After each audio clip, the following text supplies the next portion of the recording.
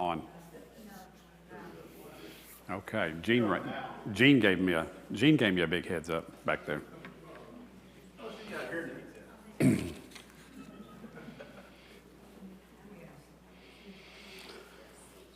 And I have two maps.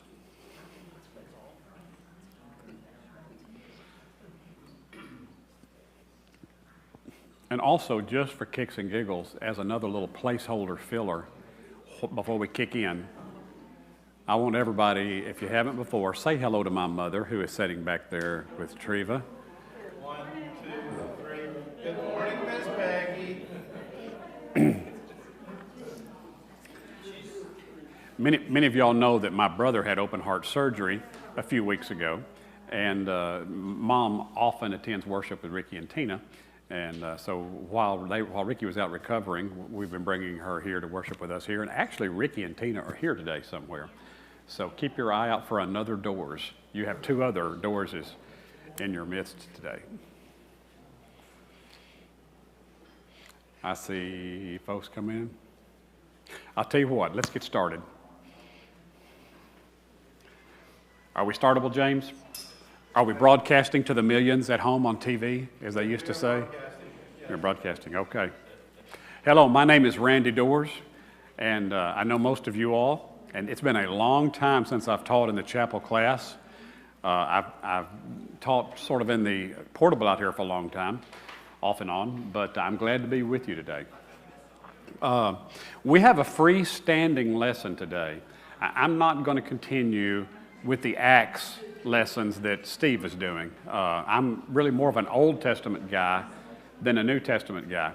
So I've got two plans for us.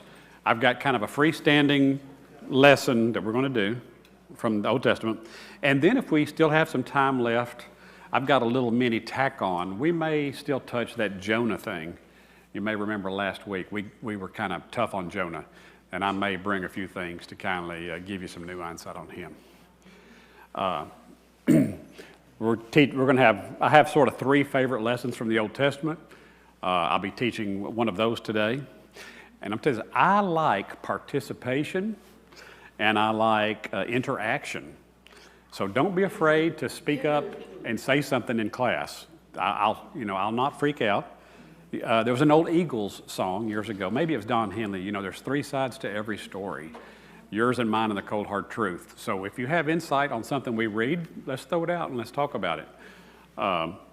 Because my objective is I like to get into the feelings of the people of the time, and let's see if their story reflects the things we are living today.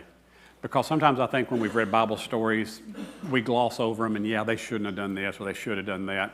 But really, their situations are very similar to ours. So I hope to bring some insight today. Any thoughts before we kick off? Look there. There's the other Doors right there. Ricky Doors right there. Thank you. We're glad you're back. Good to be here. Okay, I call this story today, Don't Keep an Eye Out. Okay? And if you want to follow along, go to 1 Samuel chapter 11. So there's this Ammonite named Nahash who went up and sieged Jabesh Gilead from ancient Israel. And in Jewish, it's probably Yabesh Gilead. That's probably how we should say that. But this Ammonite went and took them. And they said to him, make a treaty with us and we will serve you. That doesn't sound very brave, does it? Just fold like that. A guy just roll into town, take over. Just fold. Not much fighting right there. And he said to them, I'll tell you, that's a good deal. And I'll do that with you. You let me pluck out every one of y'all's right eye to put shame on Israel. Pluck out your right eye and I won't destroy you. What do you think about that?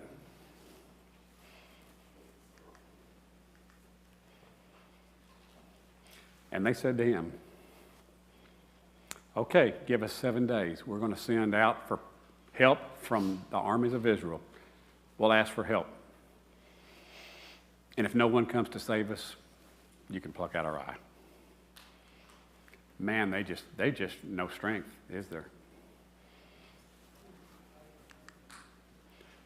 And when the messengers who took that message to Gibeah, let's say that, where Saul lived, they went and told this, and everybody that heard cried.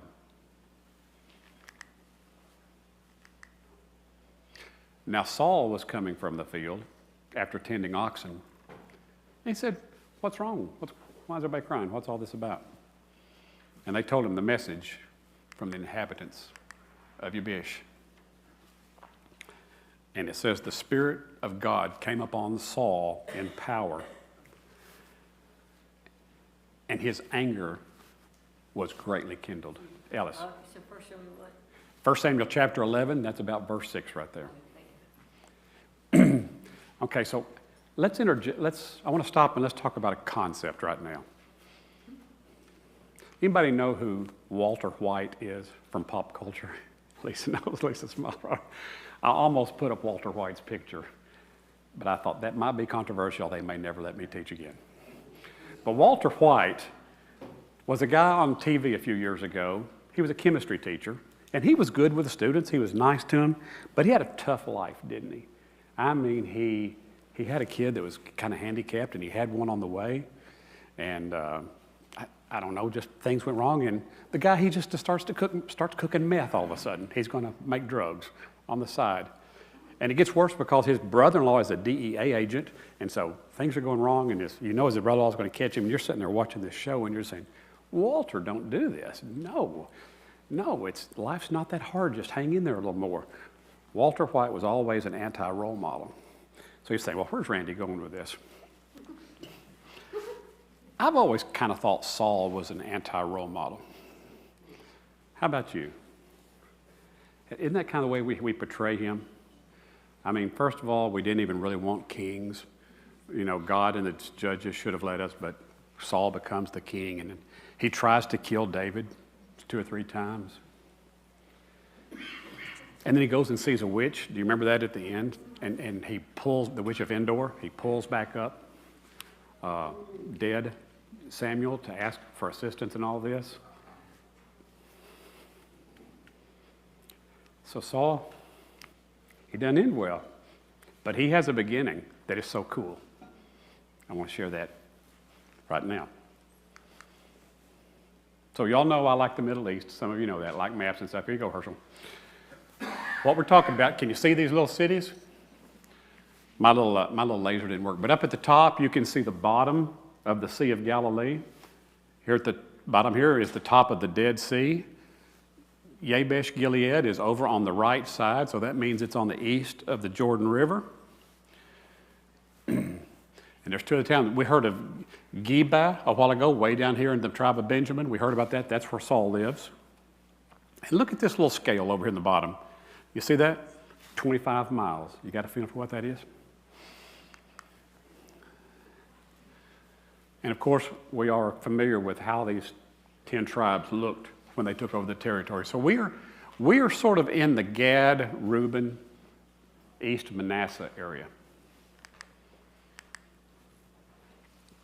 So I've set the table. We've got a bunch of God's people about to get their right eye plucked out. Let's have some talking. What do you think it feels like to be a resident of Yabesh Gilead right now? Helpless, hopeless. Yes. And I'm thinking, just between you and me, if you don't like Biden or Trump or Nancy Pelosi or Mitch McConnell or any of our leaders, how do you feel about the guys that cut this deal? You know, they're not getting reelected. You know, do we have no leadership whatsoever? Kind of a bad thought. Anybody else? How do you think you felt?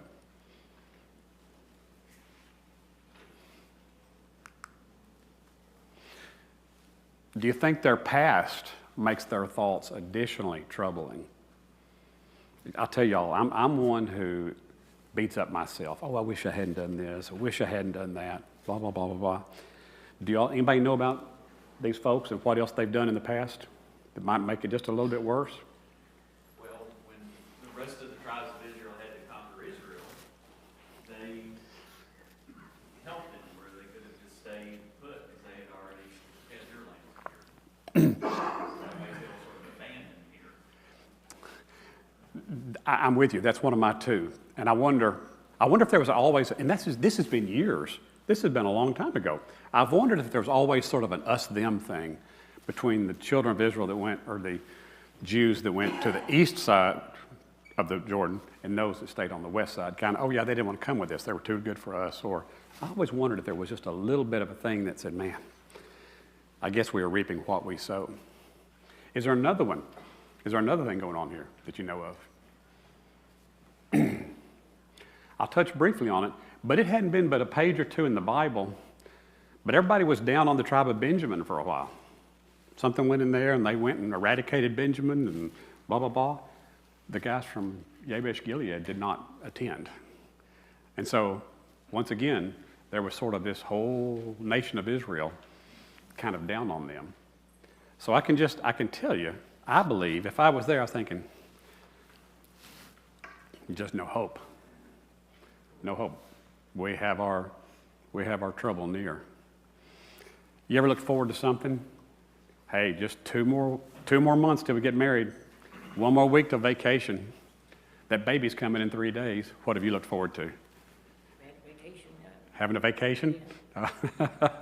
You had a good vacation, didn't you? Very good. How would you like to get up and say, no, just 6 more days till I got an eye plucked out? Wouldn't that feel bad? Just feel half bad. And there's one more thing that when I study this and read this, I think about. What are the Ammonites really up to? Is there something else here that we read over that we don't know? This is just the gospel according to Randy, okay? But there's something else I think is in their head. You remember this map from a while back? Does this map look familiar? This is how the Jews took the promised land. They came up here east of the Jordan River, went in the middle, north and south. That's how they took it over. So now we have Jabesh Gilead right here, just on the west side of the river. It may look like they're coming to get us all again. That's not in the scriptures anywhere. But I wonder if that was in the mind of Saul or in the mind of everybody. And you know something, back to the poor people, what are they thinking? They're thinking, well, if the Ammonites are getting ready to take the whole place over, nobody's going to come help us. They're just going to secure their own lands and their own farms. Saul could have been saying, hey, I need to get prepared. Look what I've got coming. Exactly. You're going where I go, because I sort of think it clicked with him. I would say he had a little bit of a natural warrior, strategic, military outlook. Yes. And even if it wasn't true, it made for a good campaign, didn't it? You could spin it that way. You know, that, hey, they're coming to get us, we need help. So I want to share something. This is a footnote, just a side note about this. I've set this up and I've shared the story as I know it. But this king of the Ammonites had oppressed the Gadites and the Reubenites severely. He had actually gouged out all the right eyes and struck terror and dread in Israel. Not a man remaining in the Israelites east of the Jordan had not already been gouged out by Nahash of the Ammonites, except for these 7,000 men that were currently spared. So this isn't just a spur of the moment thing. According to this legend, and this from the Dead Sea Scrolls or whatever, this had actually been a big thing in the times past. Any thoughts? So, Randy, I couldn't hear you for a second there. So is it this guy that you're talking about who's giving the first part of the lesson that's threatening everybody to gouge their eyes out, he's done this somewhere else before? Yes, he's done it. He's done it to their neighbors, to the north, to the south, east, and west. Everybody from the Dead Sea on the left at the bottom up to the Sea of Galilee on the right. This has been happening to everybody. Except for 7,000 that got away. Yes. That's the same place he's at now. Yes. Yeah, he's about ready to finish it off. He's about ready to make 100, as I like to say sometimes. He's going to get them all right now. Okay, let's talk about Saul again. Let's talk about that anti-role model. You know, what is it about him that has this leadership characteristic? This is a statue somewhere, I believe it was in England somewhere, and they had painted it and all that, and somebody had cleaned it up recently. But when Saul got news of this, he took a yoke of oxen and cut them into pieces and sent them through the entire eastern territory, and said, whoever doesn't come out and help, this same will be done to you. And the scripture is, this is Saul and Samuel. Saul really has not yet been ordained king. He's on the verge, it's getting close, but he's in the campaign for it, you'd say right now. But you get it? You're in with it. You're either in with us, Israel, or out. I don't care. I don't care that they're on the east side of the Jordan. I don't care if they didn't help us with the Reubenites. Whatever. We've got to be unified against this. He mustered those at Bezek from Israel, and look what turned out. 300,000 from the children of Israel, from the northern tribes, and 70,000 turned out from Judah. That would be a lot of folks, wouldn't it? He must have had something about his spirit and about his personality and the things. There must have been something about Saul going on before we really know about him that he had such notoriety among the people. Plus, he had help from God. And they said to the messengers who had come, you tell the Ammonites, the inhabitants, tomorrow, that tomorrow when the sun is hot, I got that backwards. There's two conversations. He said, you tell the poor folks of Jabesh Gilead that tomorrow, by the time the sun is hot, you will be delivered. And they told the inhabitants, and they rejoiced. So what did they do? They went and told the Ammonites, hey, this time tomorrow you can just do whatever you want to. They're being kind of pesky, aren't they?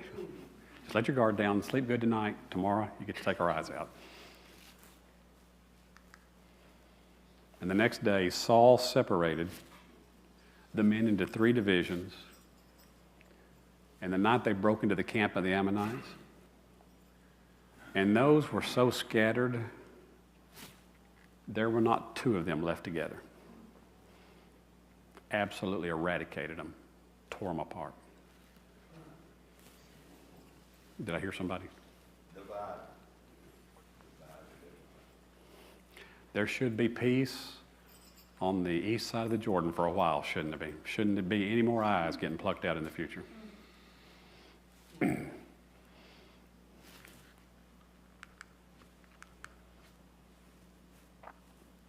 then Samuel said, let's go renew the kingship.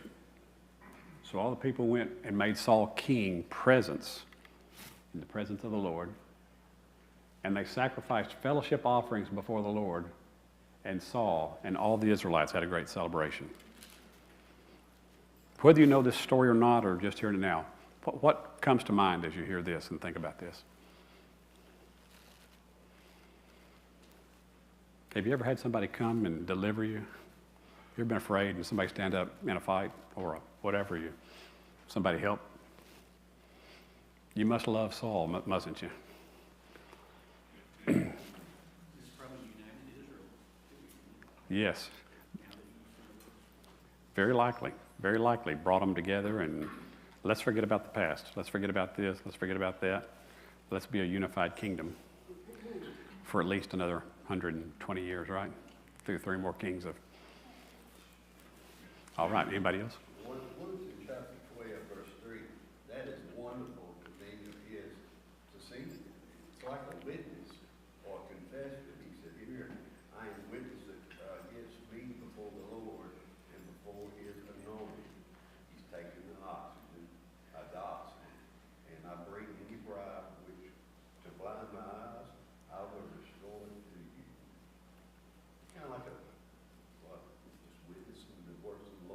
Yes. or, was it, sense of repentance? Maybe a little of one and a lot of the other, Yeah. I would say. And there's, and I guess there's a little more verses in there that I don't fully understand about if you don't come with us, you will be punished and blah, blah, blah. And I didn't want to go down that rabbit hole. But we know if we skip over, I think in the next chapter 13 or so, Saul was 30 years old when he became king, and he lived to be king for 42 years. That's a long job, wasn't it? I would have had to have changed 2 or 3 times. And we live in a country where we're used to changing them every 4 or 8 years or whatever, or we see them turn over in other countries, different things. But to have led for 42 years, there had to have been a few things he did right. Okay, any thoughts about that? Any more thoughts about what we learned? Because as Paul Harvey says, there is the rest of the story. Isn't there? Because Saul ultimately did fall from grace. He wasn't able to ride this wave of prosperity through all his years. And I think we all know that. We all see that in our lives. We see that in pop culture. Sometimes we're up, sometimes we're down. And I know I have thought in times past, well, this and this and this are going to happen, then I'm going to be here, and it's going to be free sailing from here, and blah, blah, blah, and then it goes to pieces. And that's just the way life is. It goes up and down. And Saul was that way. Saul had his troubles. How would you feel if you thought you're on top of the world and you did all this, you delivered this and all these things, and people are saying, Saul has killed his thousands, but David has killed his 10,000s. Wouldn't that hurt your feelings a little bit? Have y'all not forgot where I took you? Have you not forgot where this was? And how about my boys? They look pretty good. Jonathan and the other 2, I can't pronounce their name. Why can't my sons, why can't this pass on through me? So let's jump ahead to chapter 31, and let's see how this story ends. Because we're going to learn how to be a best friend to somebody. And just one more kind of silly question. Have you ever done something for somebody and it seemed like later they forgot about it, and it seemed like y'all got sideways, or just kind of this good effort didn't seem like it lasted? And I'll just tell you, I've done it. I've even done it myself. I thought later, this guy helped me, and I kind of blow him off now. I don't connect with him. My loyalty isn't much sometimes, and loyalty is so important. We're going to see loyalty. So later in verse 31, Saul was in his final battle, and the Philistines were close to him. Who are the Philistines? Those are the other folks that still inhabit Palestine, that they never really were able to eradicate. The giant was a Philistine that David killed, wasn't he? And a lot of their territory was over what we call the Gaza Strip today. So it seems to me like the geography of the place is troubled. But anyway, there were Philistines scattered all through the area east of the Jordan, west of the Jordan. And they were in hot pursuit of Saul and his sons. They killed Jonathan, Abinadab, Malchishua, if that's right. The fighting grew close to Saul, and the archers overtook him and wounded him critically. So he's standing there alive, but he is going to die. And Saul took his own sword and fell on it. And when the armor bearer saw that Saul was dead, he too fell on his sword. Because if I backed up and told you a little more, that Saul told him, "Run your sword through me and kill me, because I'm not going to kill the king. That'll look bad on my resume, So Saul did it himself, and he said, "Well, I don't have any choice, so I'll kill myself too." So Saul, his 3 sons, and all his men died together that day in that battle. And when the Philistines came to strip the body, oh man, look what they found here. Here's King Saul and his kids, all right here. Nice bundle. This is going to be something to take back home. So they cut off his head, stripped off his armor, and they sent messengers throughout the land to proclaim the news and put it in the temple of their idols and among their people. And they put his armor in the temple of the Asheroth and fastened his body to the wall at Beth Shan. When you've killed Saul, who's been around for 42 years, you've done something. This is even bigger when MTSU beat UK in the opening round of the NCAA tournament back in 1982. That was just for you locals. I didn't live here back then, and I'm glad I wasn't here. But you remember that? MTSU was on top of the world. Jeff remembers it too. May I interrupt? You may, sir. So, okay, after class, you thought we had a lot of cool food. We now have like lunch foods that you can take home. We have the table set up. We have foods that I haven't even tried that I'm really excited. Looks like a tamale on steroids. And then we've got empanadas. We've got baleadas, which are like Honduran national food. Stop by. We got all different food that we have between class. Thank y'all for your support.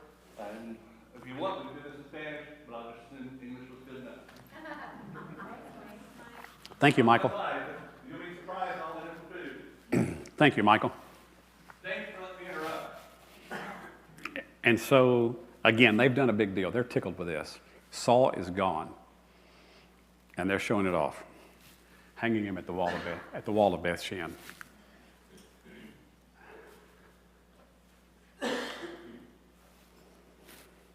And I went ahead and got my Kleenexes in case I can't get through this. But when the people of Jabesh Gilead heard what the Philistines had done to Saul, all their men marched through the night, and they took down the bodies and took them back home and burned them. We're not going to let these heathens do this again. They took those bones and buried them under a tree, and they fasted for 7 days. What loyalty. Oh, I hope I can be that loyal. I hope I can be that loyal. Get to there. I hope others can be that loyal. Any thoughts on that?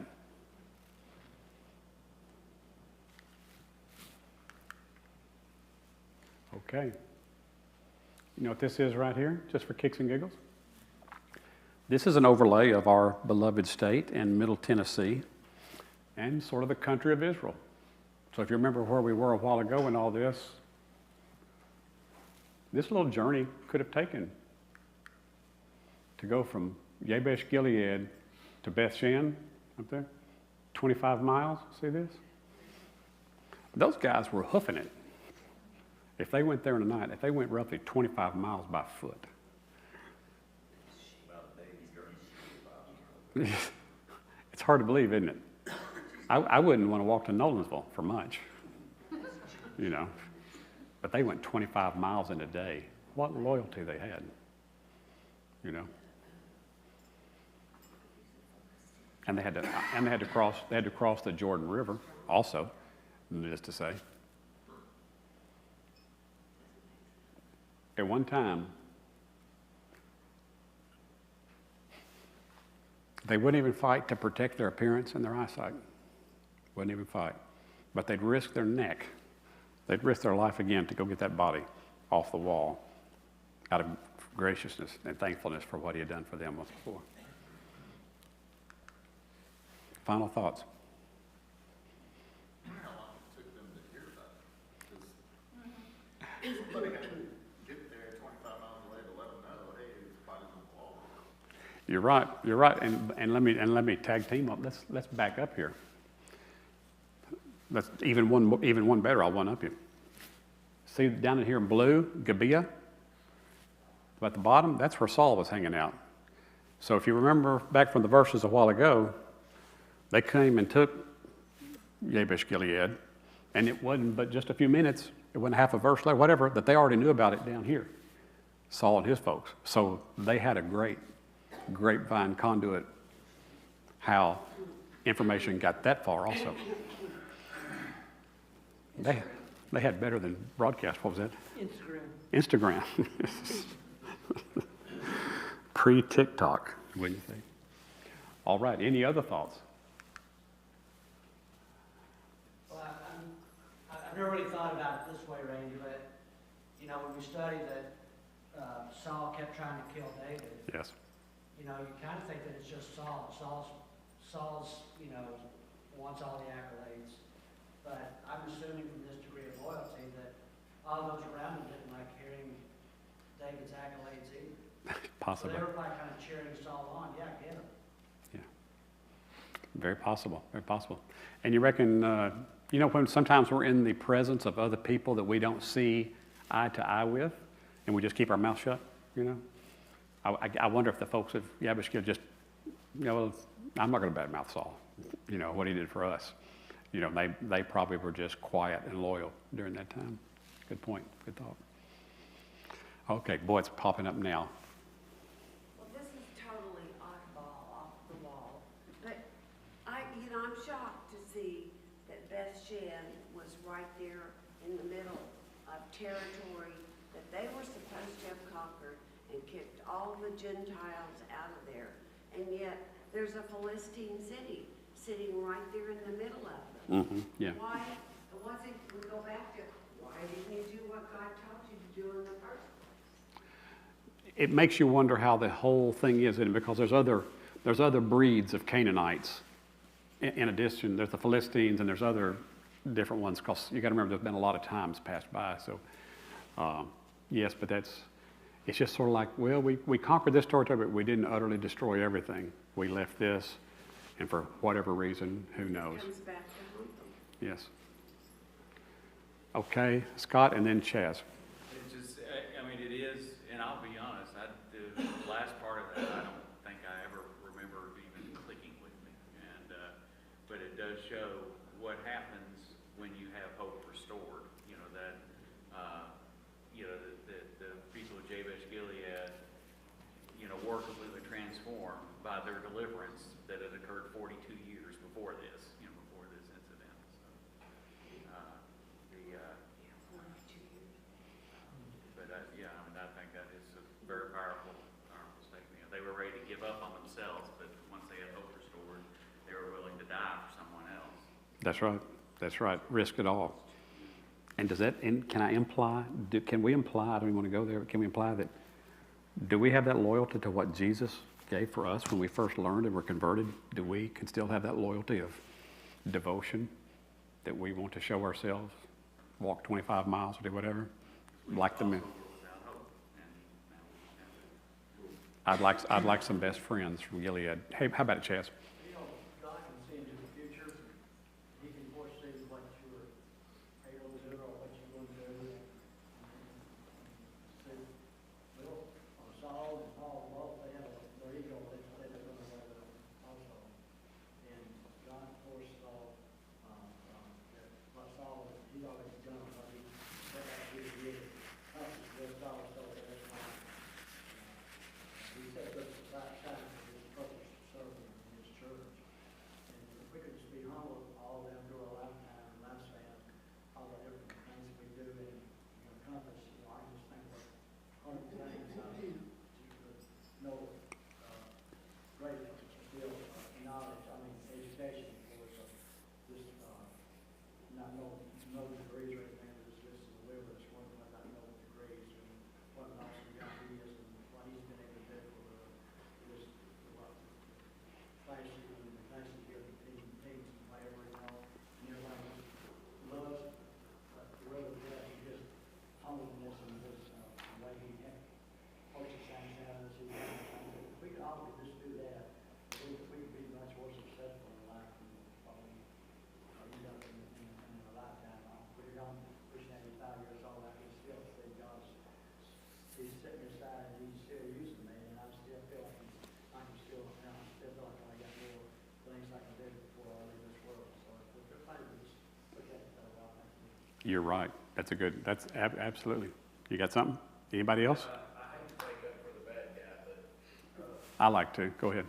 but let me tell you, the biggest mistake there was at the first. He hadn't waited he should never gave him 7 days because the guy that went in, he could have just taken care of it right there at the start. He'd still be the leader of the whole group, but by giving 7 days for those people to get together and get Saul to come protect him, that's where he messed up. He did. He did. But you know, he was batting 1,000 up till then. He thought if our other footnote that we saw, if he had been ravaging all of East Israel, why, 7 days? It'll just be more embarrassment to them. Wait till nobody comes, you know? So, and he might have been sitting there with 200,000 men. He may have been sitting there. We don't know the details sometimes, but yeah, he should have just plucked them right there. Yes. I'm assuming that 7 days of preparation and then the 7 days of fasting have to be somewhat related to. Interesting. Very interesting. Because when you read the verses, I kind of picked and choosed. It reads as though all this happened over about 2 days. 2 or 3. It reads like it wasn't a full 7. It reads pretty quick. But that may have, in fact, been representative. You know, when we hear 42 years, it seems like that's a long time, but 1980 was 42 years ago for us. We remember lots of things. You know, Very good point. like 50 years ago, if we want to think of some heroism, maybe you could think of John McCain. That was 50-something years ago, and yet Yeah, most of us, you know, that's a recent memory. very good. All right. So it's not so astonishing that 42 years later, we still remember that. Okay, can we go 5 minutes over? It is 11:15. Can we go somewhere else for just 5 minutes? I want to share something else with you, if we can. All right? Let's go. Okay, we talked about being left off with Jonah last week. Remember that? Where do we leave Jonah in the world? And the thought was, you know, we know Jonah has a bad attitude, and he too is truly an anti-role model. You know, blah, blah, blah, blah, blah, blah. But I want to tell you, there's more to Jonah than what we read in our Bible and other things. I heard on the news several years ago that ISIL, or ISIS, one of the two, had destroyed Jonah's tomb. And I thought, that's not a thing. I've never heard of Jonah's tomb. That's just a big money trap, tourist trap. Nah, not a thing. I thought, well, I wonder if it could be a thing. So I started studying this. And I don't know whether it's a thing or not, really or not. But there is a tomb, there is a place that is attributed to to Jonah, and it was destroyed. Now, if the elders said today, who wants to go to the Holy Land? Would anybody? Yeah, if the elders popping, let's go to the Holy Land. I said, well, the elders are popping for you to go to Mosul, Iraq. Would anybody want to go? No, not me. Right?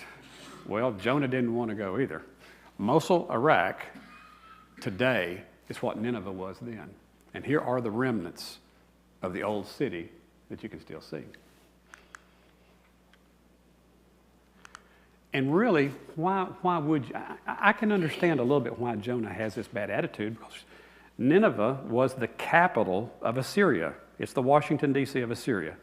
And Assyria has come and taken the 10 tribes and hauled them off and spread them everywhere and ruined Palestine for them. And Assyria's good. If they capture you, they cut your body in half and leave a trail so they can find their way home, or cut your head off. They were the first kingdom that was really, really, really wicked warfare. So I can sort of see why Jonah did not want to go there. And not only that, but it would have been a heck of a drive, depending upon how his car was, to go on foot. This is nothing like going to Beth Shan, okay? This is a long way over there, probably 2/3 across Texas. He could use an electric car, could not. So what did he do? If you remember, he was so against this. And by the way, has God ever told you to do something you did not want to do it? I mean, I would just feel like I'd get killed along the way. You know, you could get killed and never make it there. So Jonah has reservation about this whole thing. So what does he do? He tries to go to Spain instead, which is about 5 times further. But you know something? This whole folklore and everything about Jonah is still very much alive in Iraq, I learned when I went and studied all this. In fact, Iraq has provinces within it, just like we have states and other countries have provinces, and there is a Nineveh province still. And it is the second largest there in Iraq. The Nineveh of almost 4 million people living in that area. But here's the thing, what I wanted to share, and I want to bring, and again, this is folklore. This doesn't come from our Hebrew Bible or our Christian. This is another thing. The Islamic faith is crazy about Jonah. They are just like maybe just like the men of Jabesh Gilead was crazy about Saul. The Islamic faith sees him as being the person that came and put them back on the right track, just as the people of Jabesh Gilead did. In fact, you know the Quran has a lot of similarities. They recognize Moses and Abraham and Jesus and different things.